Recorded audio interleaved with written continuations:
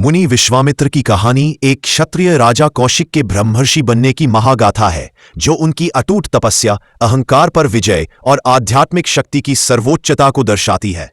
राजा कौशिक से ब्रह्मर्षि विश्वामित्र तक की यात्रा। विश्वामित्र मूल रूप से कान्यकुब्ज, आधुनिक कन्नौज के एक प्रतापी क्षत्रिय राजा थे, जिन्हें कौशिक के नाम से जाना जाता था। एक बार शिकार के दौरान राजा कौशिक ऋषि वशिष्ठ के आश्रम पहुंचे।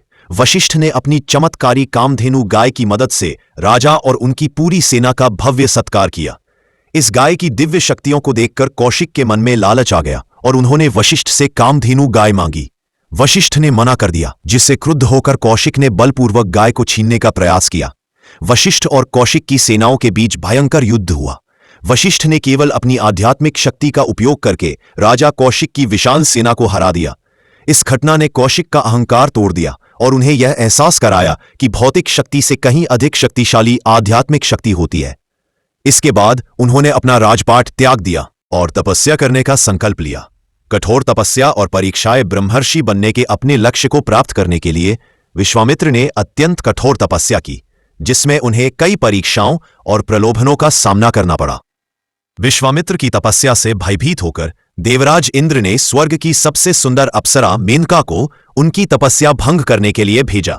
मेनका के सौंदर्य से मोहित होकर विश्वामित्र ने अपनी तपस्या भंग कर दी और उनसे विवाह कर लिया। उन्हें एक सुंदर कन्या प्राप्त हुई, जिसका नाम शकुंतला रखा गया। जब उन्हें अपनी गलती का एहसास हुआ तो उन्हें बहुत पश्चाताप हुआ और वो फिर से तपस्या में लीन हो गए। अपनी यात्रा के दौरान कई बार विश्वामित्र ने क्रोध में आकर लोगों को श्राप भी दिए, जिससे उनकी अर्जित तपस्या शक्ति कम हो जाती थी।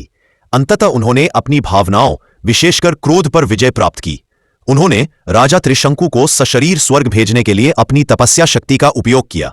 जब देवताओं ने त्रिशंकु को स्वीकार नहीं किया तो विश्वामित्र ने अपनी शक्ति से एक नए स्वर्ग का निर्माण शुरू कर दिया, जिसे देखकर देवता भी चकित रह गए।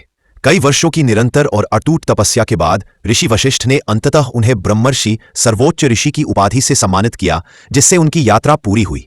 महाकाव्य रामायण में विश्वामित्र भगवान राम और उनके भाई लक्ष्मण के पहले गुरु थे। उन्होंने राम लक्ष्मण को राक्षसों का वध करने के लिए बला और अतिबला जैसे दिव्य अस्त्र शस्त्रों का ज्ञान दिया और उन्हें राजा जनक की सभा में सीता स्वयंवर में ले गए।